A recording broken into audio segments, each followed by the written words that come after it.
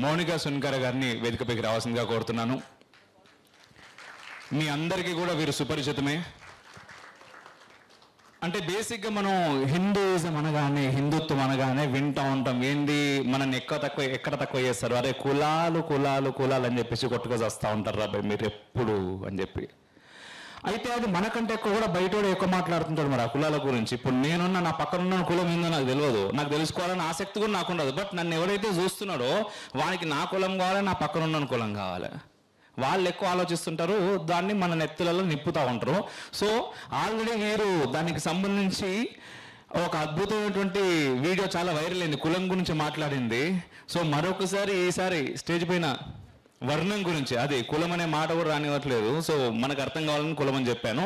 So వారు ఈరోజు హిందుత్వం గురించి మనతో వారి భావాలను పంచుకోబోతున్నారు. మొదట రిఫ్లెక్షన్ ఛానల్ ప్రేక్షకులందరికీ నమస్కారాలు.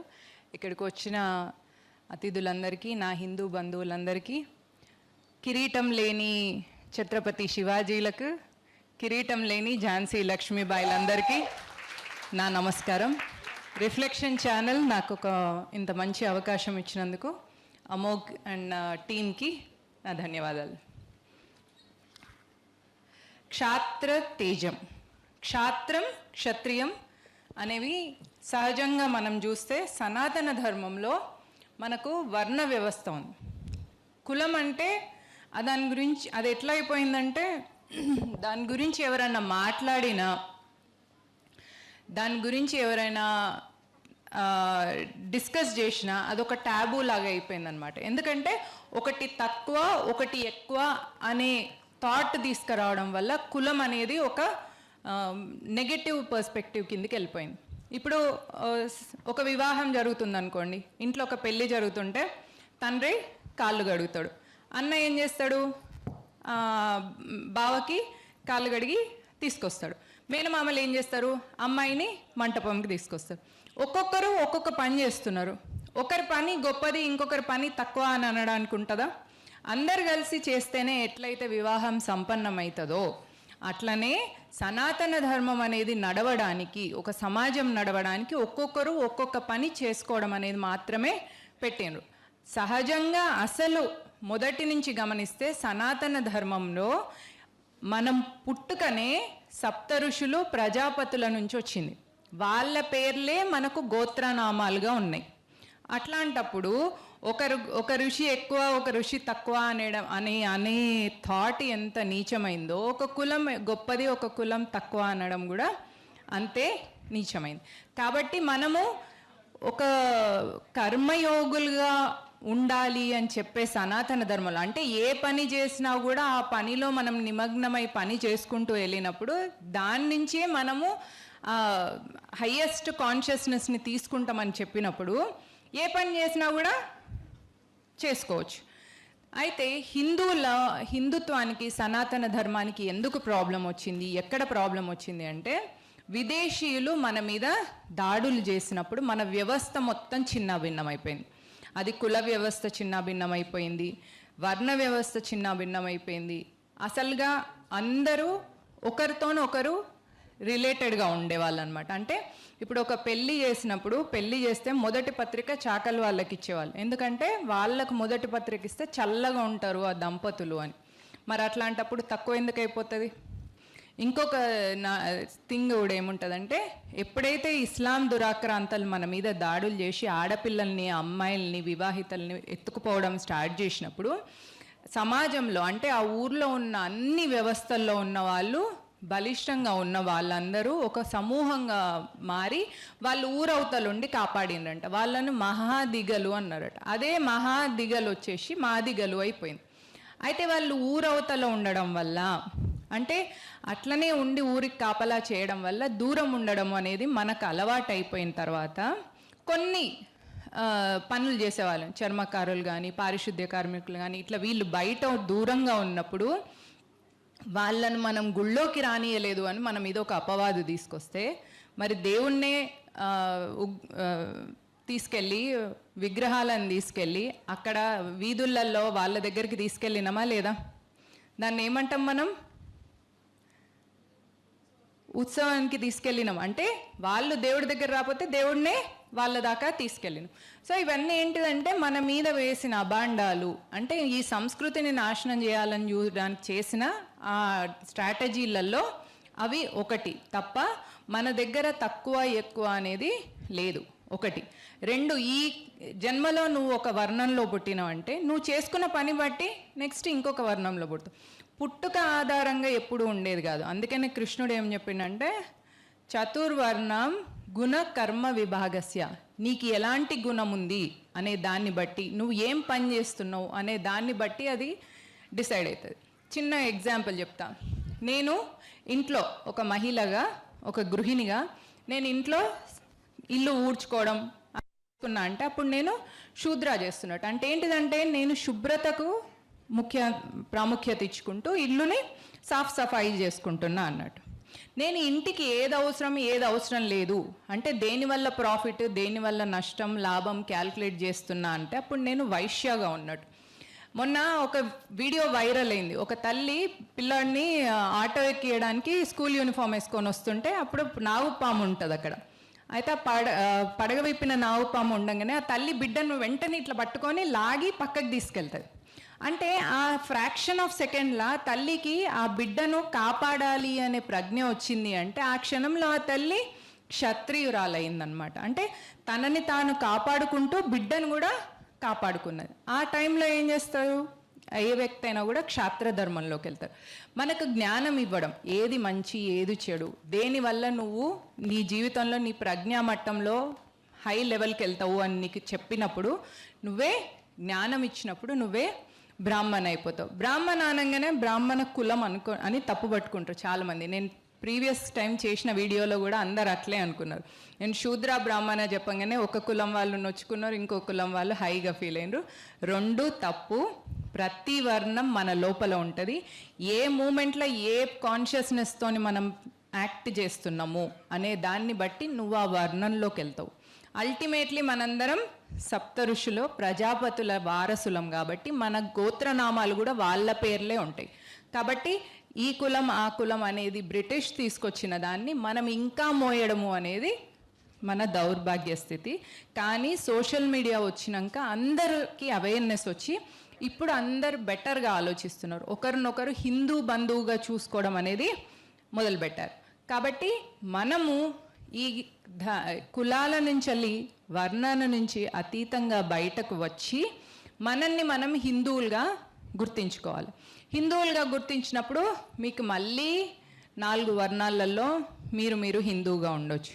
ఒకటి, మీరు మీ కంఫర్ట్ జోన్, ఏం పోతాంలే ఇప్పుడు అక్కడ రిఫ్లెక్షన్ వాళ్ళు ఏదో చేసినట్టు టీవీలోంచి చూద్దాంలే అని చూసే వాళ్ళు కూడా ఉన్నారు. అంటే టీవీలో చూసే వాళ్ళని నేను మిమ్మల్ని ఏం అనట్లేదు. నా ఉద్దేశం ఏంటంటే ఇప్పుడు రాని వాళ్ళని కాదు, మీకు ఎప్పుడైనా వీలైన సమాజంలో ఇట్లాంటి వాటికి మీరు వచ్చి దీనిలో ఉండడం వల్ల మన సంఖ్యాబలం చూసుకోవడం వల్ల మనకు అదొక లాంటి ఆత్మబలం వస్తుంది. కాబట్టి ఇట్లాంటి ప్రోగ్రామ్స్ అయినప్పుడు టైం తీసుకొని రండి. సినిమాకి వెళ్ళి 3 గంటలు స్పెండ్ చేసిన దానికంటే ప్రతి వారంలో ఒక 2 గంటలు ధర్మం కోసం మీరు నిలబడమే మన లోపల ఉన్న క్షాత్రానికి ఉదాహరణ అవుతుంది. ఇప్పుడు మీరు రావడానికి ఇష్టపడలేక ఓన్లీ వాట్సాప్ కింగ్లు అనుకోండి, ఏదైనా వీడియో రాగానే ఆ హిందుత్వం వీడియో ఫార్వర్డ్ చేసేసి, అది కాదు. అదేంటిది, కంఫర్ట్ జోన్లో ఉండడం. కంఫర్ట్ జోన్లో అంటే సుఖంగా ఉంటుంది అనమాట. ఏమాత్రం రిస్క్ తీసుకోకుంటే అది శూద్ర కాన్షియస్నెస్ కిందకే వస్తుంది. వైశ్య కాన్షియస్నెస్, ఇది ఫార్వర్డ్ చేయడం వల్ల నాకు ఏంటి లాభం, ఏంటి నష్టం, ప్రాఫిట్ అండ్ లాస్ కాన్షియస్లో ఉన్నప్పుడు అగైన్ వైశ్య కాన్షియస్లో వస్తాం. కానీ ఒక 4 మీరు కలిసి ఉన్నారనుకోండి, ఎప్పుడైనా మీరు ఎక్కడికైనా వెళ్ళినప్పుడు, ఇప్పుడు వీళ్ళు ఎవరైనా కూడా యూట్యూబర్స్, వాళ్ళు ఒక టీమ్గా పనిచేస్తారు ధర్మం కోసం. అదే క్షత్రియ కాన్షియస్నెస్. క్షత్రియుడికి ఎప్పటికైనా కూడా ఒక 4 తన వెంట ఉంటారు అనమాట. 4 అంటే మీ ఫాలోవర్స్ అని కాదు, వాళ్ళందరూ టీమ్. సైన్యం ఉన్నంత మాత్రాన రాజు మాత్రమే యుద్ధంలో వెనుక ఉండి సైనికులందరూ ముందట చేయరు, అందరు కలిసే యుద్ధం చేస్తారు. సో ఆ కాన్షియస్నెస్లో ఉన్నప్పుడు ఏమైపోతాం, మనము క్షత్రియాకి అయిపోతాం. నెక్స్ట్ బ్రాహ్మణ కాన్షియస్నెస్, నేను పాత వీడియోలు అప్పుడు కూడా చెప్పిన, వాళ్ళు పంచభూతాలు శాసిస్తారు అనగానే మళ్ళీ కులం అనుకుంటున్నారు. అట్లా అనుకోవద్దు. నేను చెప్పేది ఋషులు, మహర్షులు, తపస్సులు, యోగులు వాళ్ళ గురించి. నేను చిన్న ఉన్నప్పుడు గణపతి సచ్చిదానంద స్వామి వారి ఆశ్రమానికి తీసుకెళ్లారు మా నాన్న. స్వామీజీ నీళ్ళల్లో ఇట్లా చేతిలో నీళ్లు తీర్థం పోసుకొని ఆయన కాసేపు అయినాక ఇట్లా చేతిని ఓపెన్ చేస్తే అది ఐస్ ముక్క అయిపోయేది. స్వామివారు అగ్నికి ఆహుతి ఇచ్చేవాళ్ళు అనమాట. వస్త్రాలు అవన్నీ సమర్పించినప్పుడు వారు వెళ్ళి అగ్నిలో వస్త్రం సమర్పించిన వెంట్రుక కూడా కాలేదు కాదు. అంటే పంచభూతాలను కూడా వాళ్ళు ఆ కాన్షియస్నెస్కి వెళ్ళడం వల్ల, అంటే ఆ ప్రజ్ఞను మీట్ అవ్వడం వల్ల వాళ్ళకి ఏమైపోతుందంటే అవి కూడా వాళ్ళ ఆధీనంలోకి వస్తుంది. అది బ్రాహ్మణ కాన్షియస్నెస్. సో అది మళ్ళీ దాన్ని కులం పెట్టేసుకొని కన్ఫ్యూజ్ కావద్దు. ఇది జనరల్గా వర్ణ వ్యవస్థలో మనం చూస్తున్నాం.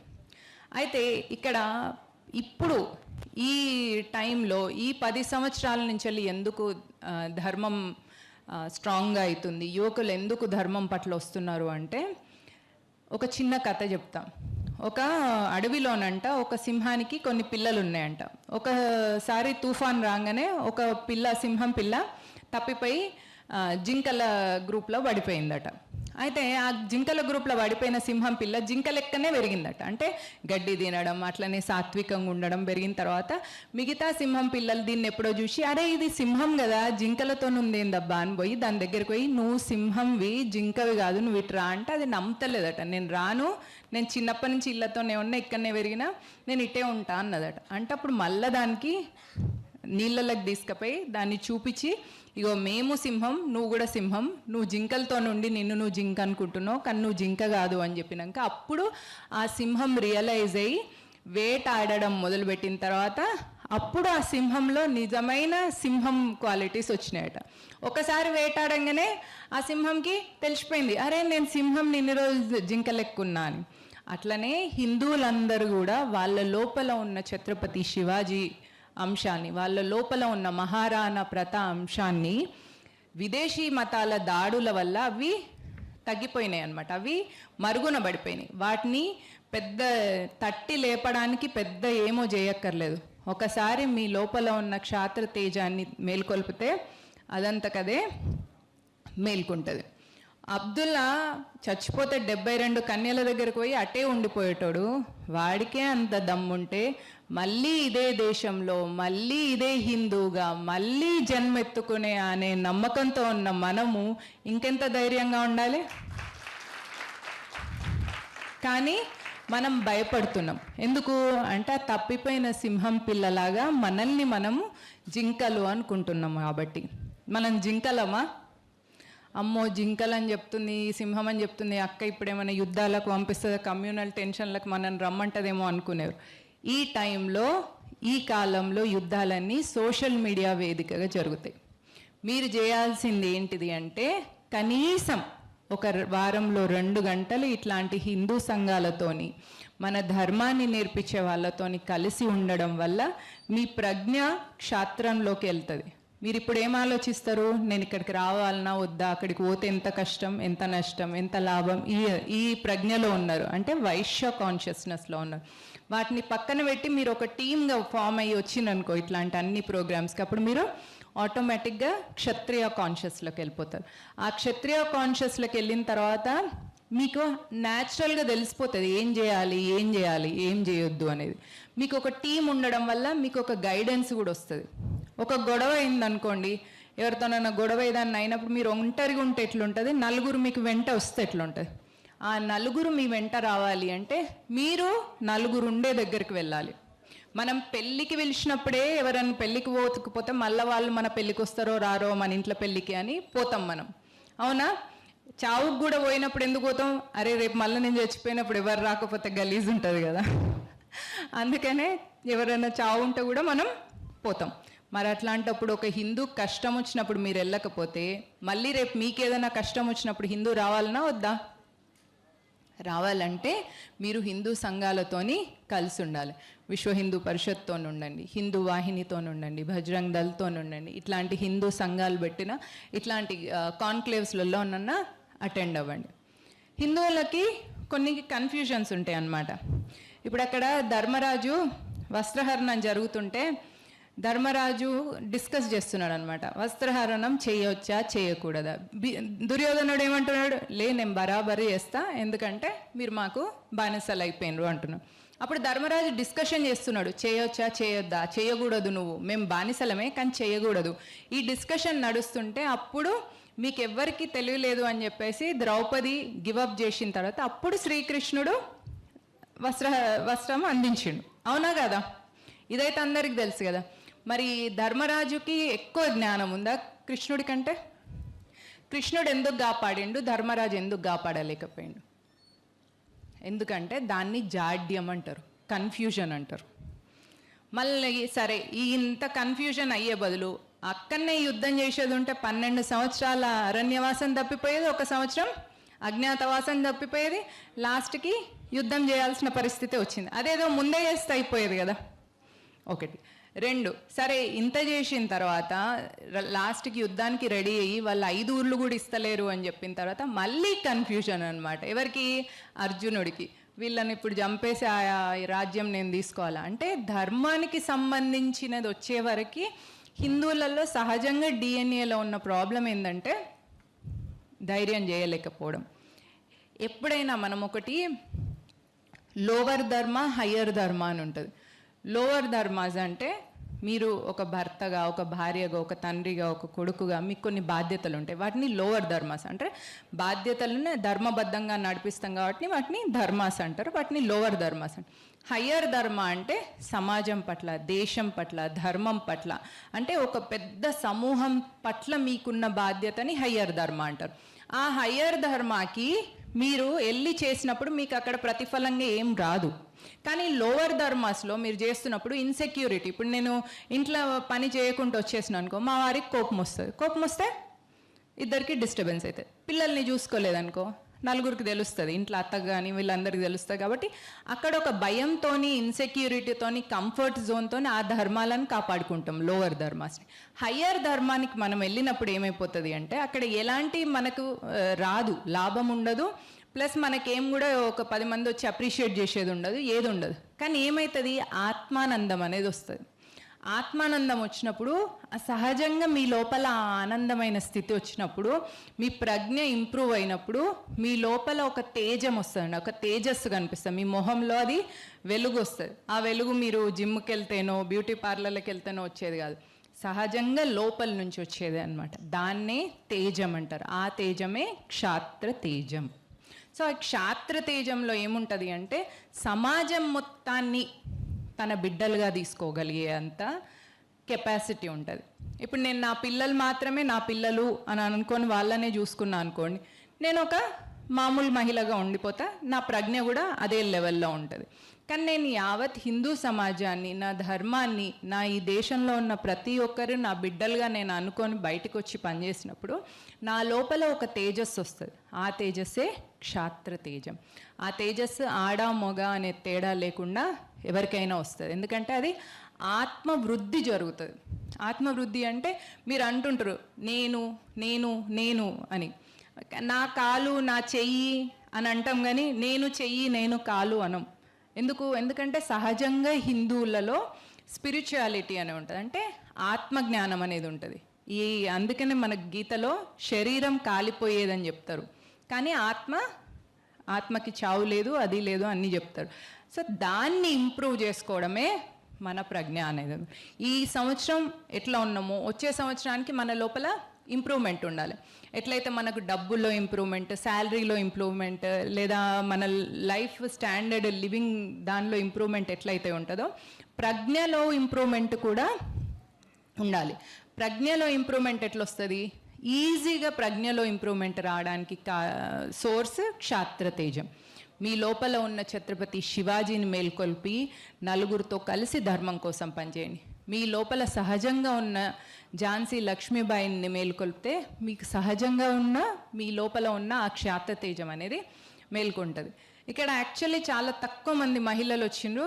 నేను చాలా అప్సెట్ ఉన్నా. బట్ దెన్ నా గెస్ ఆన్లైన్లో అన్న మహిళలు ఉండి ఉంటారు, చూస్తుంటారు. వాళ్ళ కోసం నేను ఒక చిన్న విషయం చెప్పాలనుకుంటున్నా. మనము ఒక మగవాళ్ళు 10 సార్లు ఒక పని చేస్తే వాళ్ళకు వచ్చే పేరు, ఆడపిల్లలు 3-4 సార్లు చేయంగానే వచ్చేస్తుంది. ఎందుకు వస్తుంది అంటే, ఎందుకంటే భారతదేశంలో ఉన్న హిందూ మగవాళ్ళు, ఫర్ దట్ మ్యాటర్ క్రిస్టియన్ ముస్లిం మగవాళ్ళు అయినా ఈ దేశంలో పుట్టిన వాళ్ళకు చిన్నప్పటి నుంచి కూడా తల్లి మాట వినడం, తర్వాత అక్క మాట వినడం, చెల్లెల మాట వినడం, భార్య మాట వినడం, కూతురు మాట వినడం అనేది అలవాటైపోయి ఉంటుంది. కాబట్టి వాళ్ళు సహజంగా ఆడవాళ్ళ మాట వింటారు.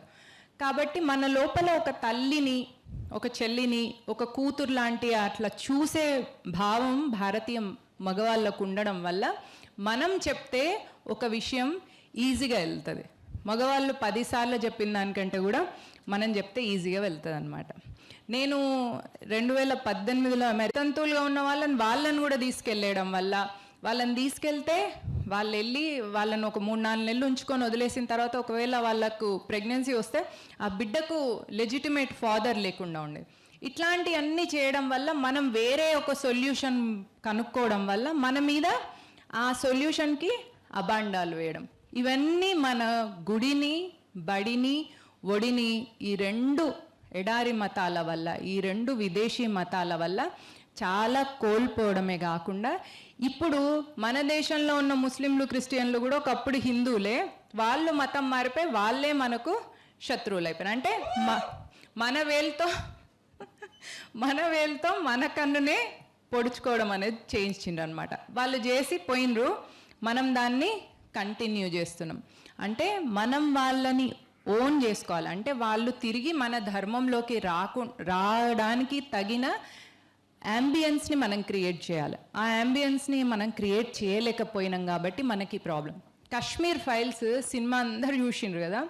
కాశ్మీర్ ఫైల్స్లా ఒకప్పుడు అక్కడ ముస్లిం దురాక్రాంతలు వచ్చి ఆడపిల్లల్ని ఎత్తుకుపోవడం, మన వాళ్ళని బలవంతంగా మతం మార్చడం చేసిన తర్వాత, వాళ్ళు వెళ్ళిపోయిన తర్వాత వాళ్ళందరూ అడిగినరట, మేము మళ్ళీ తిరిగి వచ్చేస్తాం సనాతన ధర్మంలోకి, మేము ఇప్పుడు ముస్లింలుగా ఉండము అని వాళ్ళు అడిగితే, మీరు ఆ మతంలోకి వెళ్ళిపోయినప్పుడు వాళ్ళకు వాళ్ళ పద్ధతుల ప్రకారం గోమాంసం తినిపించడం అట్లాంటి పిచ్చి పిచ్చి పనులన్నీ చేసిన, అంటే ధర్మభ్రష్టులుగా చేసిన.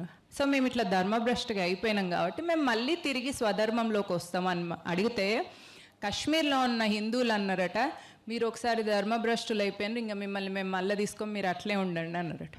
అంటే అప్పుడు వాళ్ళు శపథం చేసిండ్రట, మమ్మల్ని ఎట్లయితే మార్చిండ్రో మిమ్మల్ని కూడా మేము అట్లే చేస్తామని. అట్లా చేయడం వల్లనే కాశ్మీర్ ఫైల్స్ అట్లా అయింది. కాబట్టి మనం ఏం చేసుకోవాలి అంటే, మన లోపల మనం రిఫార్మ్ చేసుకోవాలి. మన లోపల మనం భేదాలు లేకుండా అన్ని కులాల వాళ్ళను, అన్ని వర్గాల వాళ్ళను, అంటే వీడికి తక్కువ ఆస్తి ఉంది అంటే స్థాయి తక్కువ ఉందని కానీ, కులం తక్కువ ఉందని, నాది ఎక్కువ కులం అనే ఇట్లాంటి మూర్ఖపు ఆలోచనల నుంచి బయటకు వచ్చి, జై శ్రీరామ్ అని ఒక చీమ అన్న, ఎలుక అన్న, దాన్ని మన హిందూ బంధువుగా, మనవాడుగా మనం ఓన్ చేసుకోగలిగినప్పుడు, అప్పుడు అంత విశాలమైన హిందూ భావం మనందరి లోపల వచ్చినప్పుడు వాళ్ళు మన మతంలోకి రావడానికి అక్కడ రెడీగా ఉన్నారు. కానీ మనం వాళ్ళు కన్ఫ్యూజన్లు ఉన్నారు, వస్తే మమ్మల్ని ఎందులో వేస్తారు, ఏ బ్యాచ్లు వేస్తారు, మీరే కొట్టుకుంటున్నారు కదా అని. సో మరి మనం కొట్టుకుంటున్నాం కదా, ఆపేయాలి కదా. మనం ఆపేసుకొని మనము కలిసిగా ఉన్నప్పుడు వాళ్ళకు స్పేస్ వస్తుంది. అప్పుడు వాళ్ళు వచ్చేస్తే అప్పుడు మన దేశం తప్పకుండా విశ్వబంధువు అయిపోతుంది, విశ్వమిత్ర అయిపోతుంది. మోదీ మన దేశంలో ఉన్న ప్రజలందరికీ కోవిడ్ వ్యాక్సిన్ ఇవ్వడమే కాకుండా 25 కోట్ల వ్యాక్సిన్స్ వేరే దేశానికి పంపించాం. ఎందుకు పంపించినాం? ఎందుకంటే మనది మాత్రమే ప్రపంచంలో ఉన్న వసుదైక కుటుంబకం అనుకుంటాం, మనది మాత్రమే ఇంత బ్రాడ్ కాన్షియస్నెస్లో ఉంటుంది. కాబట్టి అంత వసుదైన మొత్తం మనదే కుటుంబం అనుకున్నప్పుడు కేవలం హిందువులో ఉన్న అన్ని కులాలను మన హిందూ బంధువులు అనుకోవడం కష్టమా? కాదు కదా. సో మనం ఫస్ట్ మన లోపల మనం కలిసిపోవాలి. చిన్న చిన్న ఈగోస్ సహజం, కామన్గా అందరికీ ఉంటాయి. వాటిని ఎప్పుడు మర్చిపోతామంటే, మీకు హయ్యర్గా ఒక విజన్ ఉన్నప్పుడు ఆ చిన్న చిన్నవి మీకు చిన్నగా అనిపిస్తాయి. లేదనుకోండి మీకు ఆ ఈగోనే పెద్దగా అనిపిస్తుంది, ఆ ఇష్యూనే పెద్దగా అనిపిస్తుంది. కాబట్టి ఒక పెద్ద విజన్ పెట్టుకోండి. లైఫ్లో ఒక దృక్పథం ఉండాలి, దేశం పట్ల, ధర్మం పట్ల. అవి ఈజీ కాన్షియస్నెస్. మీ లైఫ్లో మీరు సాఫ్ట్వేర్ ఇంజనీర్ అవుతారా, ఏదవుతారు, ఒక బిజినెస్ పెడతారా అనేది మీ లైఫ్లో మీకున్న గోల్, అచీవ్మెంట్. అది బ్రతకడానికి. నెక్స్ట్ అది మీ శరీరం నడవడానికి, అంటే ఫలానా నామధేయం. ఇప్పుడు మీరు ఒక మన గుడిలో గోత్రం చెప్పినప్పుడు చెప్తారనమాట, నామదేహస్య అంటే ఈ శరీరానికి మీకున్న పేరుకు మీరు ఈ శరీరంతో మీరు వ్యవహారాలు నడిపించడానికి మీకు కావాల్సిన ప్రొఫెషన్ అది. కానీ ఆత్మకు ఒకటి ఉండాలి, ఆత్మకు కూడా ఒక విజన్ ఉండాలి, ఆత్మకు కూడా ఒక గోల్ ఉండాలి, దానికి కూడా ఒక దృక్పథం ఉండాలి. అదే దేశం, ధర్మం, దైవం. మన దేశం గురించి అంటే ఎట్లాంటి రాజు మన దేశంలో, ప్రధాని మనకు ఉండాలి అంటే ఒకప్పుడు రాజులు ఉండేది, ఇప్పుడు ప్రధాని. ఎవరు మన ధర్మానికి అనుకూలంగా ఉన్న వ్యక్తి ప్రధానిగా ఉండాలి అని ఆలోచించాలి.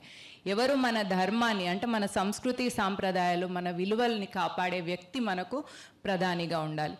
మన దేవాలయాల రక్షణ కోసం ఉన్న వ్యక్తి మనకు ప్రధానిగా ఉండాలి. సో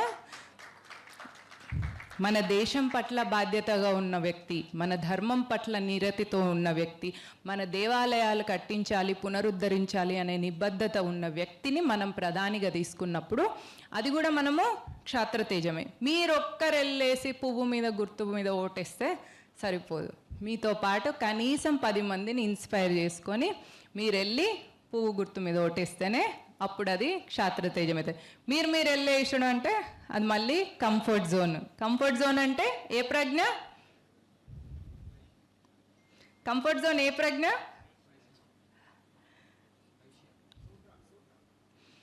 లాభం నష్టం వైశ్య ప్రజ్ఞ, క్షాత్రతేజం క్షత్రియ ప్రజ్ఞ, జ్ఞానం ఆధ్యాత్మికం అది బ్రాహ్మణ ప్రజ్ఞ. ప్రజ్ఞ వేరు, కులం వేరు, మళ్ళీ కన్ఫ్యూజ్ అవ్వద్దు. ఇదే ప్రజ్ఞ వర్ణ విషయంలో మన దేశం బ్రాహ్మణ దేశం. అంటే మన ఇప్పుడు చైనా ఉందనుకోండి, అది వైశ్య దేశం కిందికి వస్తుంది. ఎందుకంటే అది ఎంటర్‌ప్రెన్యూర్‌షిప్ చేస్తుంది, మేకింగ్, ఎక్కువ గూడ్స్ని చేయడం, ఆ గూడ్స్ని వేరే దేశాలకు పంపించడం, ఆ ప్రాఫిట్ లాస్ పైన ఉండడం వల్ల చైనా అనేది వైశ్య దేశం కిందికి వస్తే భారతదేశం సహజంగానే బ్రాహ్మణ దేశం. ఎందుకు? ఇప్పుడు నరేంద్ర మోదీ కూడా భారతదేశానికి ప్రధాని అయినా కూడా ఒక గురువునో, ఒక ఆధ్యాత్మిక గురువుని చూసినప్పుడు ఏం చేస్తాడు? ఆయన కాళ్ళకు నమస్కారం చేస్తాడు. అందుకే మన దానిలో రాజగురువు అని ఉంటారనమాట. అంటే రాజుకి గురువు, వాళ్ళు ఆ హయ్యర్ కాన్షియస్నెస్లో ఉన్న వాళ్ళని మాత్రమే రాజగురువులు అంటారు. అట్లని మనం కూడా అంటే నేను ఈ టాపిక్ ఇంకా డీప్కి వెళ్తే మీరు బాగా కన్ఫ్యూజ్ అవుతారు. సో నేను ఆల్రెడీ స్వామీజీ చూస్తున్నారు, ఇంకెక్కువసేపు చెప్తే వీళ్ళు కన్ఫ్యూజ్ అవుతారు. కాబట్టి మన దేశం ఇంత గొప్ప దేశం, ఇది ఆధ్యాత్మిక చింతన ఉన్న దేశం. అందుకే మిథిలా దేశపు రాజును మనం రాజ ఋషి అన్నాం అనమాట. అంటే ఋషి కూడా రాజు అయ్యే గొప్ప ప్రజ్ఞలో ఉన్నది మన దేశం. మన దేశంలో ఇంకొకటి కూడా ఉంటుంది. మన దేశాన్ని బ్రిటిష్ లూటీ చేసుకొని వెళ్ళిండు, సంపదను మొత్తం లూటీ తీసుకొని వెళ్ళిండ్రు కదా. అయినా కూడా మనం ఏదైనా కాపాడుకున్నాం, మన సంస్కృతి సాంప్రదాయాలని మనము కాపాడుకున్నాం. అంటే లక్ష్మిని వాళ్ళు లూటీ చేసుకొని వెళ్ళినా మనం దేన్ని కాపాడుకున్నాం? సరస్వతిని కాపాడుకున్నాం. సరస్వతిని కాపాడుకోవడం వల్ల ఏమవుతుంది అంటే లక్ష్మిని తర్వాత మనము సంపాదించుకోవచ్చు. ఇప్పుడు మీ దగ్గర బాగా డబ్బులు ఉన్నాయి, మీకు MBBS IAS IPS సీట్ వచ్చేస్తుందా? వస్తుందా? డౌటే, కన్ఫ్యూజన్. కానీ మీ దగ్గర IAS IPS సాధించే కెపాసిటీ ఉంది, MBBS టాప్ ర్యాంక్ తెచ్చుకునే కెపాసిటీ ఉంది, అప్పుడు మీకు డబ్బులు వస్తాయా? న్యాచురల్గా వస్తాయి. అంటే సరస్వతిని పెంపొందించుకుంటే ఆటోమేటిక్గా లక్ష్మి తనంత కథ వచ్చేస్తుంది. కాబట్టి బ్రిటిష్ వాడు లూటీ చేసుకొని వెళ్ళినప్పుడు మన వాళ్ళు, మన పూర్వీకులు మన సంస్కృతి సాంప్రదాయాల్ని మన కాపాడుకునే ప్రయత్నం చేసిండ్రే తప్ప ఆ లూటీ చేసిన దాని గురించి బాధపడలే. అంటే లక్ష్మిని వదులుకున్నారు కానీ సరస్వతిని, జ్ఞానాన్ని అలాగే జాగ్రత్తగా కాపాడాను. నేను మొదటగా ఒక కథ చెప్పిన, సింహంకి DNA అంటే వేటాడడం తెలుసుకొని తనని తాను సింహం అని తెలుసుకున్న వెంటనే ఆ సింహం అయిపోయింది. అట్లే మన DNAలో కూడా మన ఋషుల పరంపర ఉంది. మన దేశం అంటే ఒక ఋషుల పరంపర. ఆ పరంపర అనేది మన DNAలో ఉంది. జస్ట్ మీకు తెలియజేస్తే చాలు, మీ లోపల ఉన్న శివాజీ మేల్కొంటాడు, మీ లోపల ఉన్న సహజంగా ఉన్న ఝాన్సీ లక్ష్మీబాయి మేల్కొంటుంది. ఇక్కడికి వచ్చిన అమ్మాయిలకు చెప్తున్నా, మీరు మీకు స్పెసిఫిక్గా గర్ల్స్కి, అన్మ్యారీడ్ గర్ల్స్కి, మీరు బుల్లెట్ బండెక్కి వచ్చే తప్ప అని డ్యాన్సులు చేస్తే ఎవడు బుల్లెట్ బండి వేసుకొని వస్తాడా అని బండి ఎక్కిపోదామని చూస్తారు. మీరు బుల్లెట్ బండి తోలేలాగా మిమ్మల్ని మీరు మలుచుకోండి. మీరు బుల్లెట్ బండి దోలే అలాంటి అమ్మాయిలు అయినప్పుడు మీకు ఆ బుల్లెట్ బండి దోలేంత క్షమత ఉందని గ్రహించిన శివాజీ లాంటి వ్యక్తి మిమ్మల్ని ఇష్టపడతాడు. మీరెప్పుడైతే అట్లాంటి క్షాత్ర తేజంతో ఉండి ఇంకొక క్షాత్ర తేజం ఉన్న అబ్బాయిని మీరు పెళ్లి చేసుకుంటే అప్పుడు మీరు ఒక శివాజీని అంటారు, అప్పుడు మీరు ఒక ఝాన్సీ లక్ష్మీబాయిని అంటారు. మీరు బుల్లెట్ బంగి పాటకు డ్యాన్స్ చేసిండ్రంటే అక్కడికే మీ ఫైర్ మొత్తం పోతుంది. ఓకేనా? సో మీరు బాగున్నారు అని ఎవరన్నా అబ్బాయిలు అన్నారంటే అద్దంలో చూసుకుంటే మీకు తెలుస్తలేదా? వాళ్ళు చెప్పాల్సిన అవసరం ఏముంది మీకు? అవునా? వాళ్ళు చెప్పితే దానికోసం పడిపోవద్దు. మిమ్మల్ని ఎస్పెషల్గా బాగున్నావు అని ఎంబడి ఎందుకు పడుతున్నారు అంటే అది మాత్రమే కనిపిస్తుంది. కానీ మీ లోపల ఉన్నదాన్ని చూడాలి అంటే మిమ్మల్ని మీరు ఆ లోపల ఉన్నదాన్ని పెంచుకోవాలి. అదే క్షాత్ర తేజం. దాన్ని పెంచుకోవాలంటే మీరు ధర్మం కోసం పనిచేయాలి, దేశం కోసం పనిచేయాలి, మీ దైవ రక్షణ కోసం మీరు పనిచేయాలి, ఈ సంస్కృతి సాంప్రదాయాల్ని కాపాడడం కోసం పనిచేయాలి.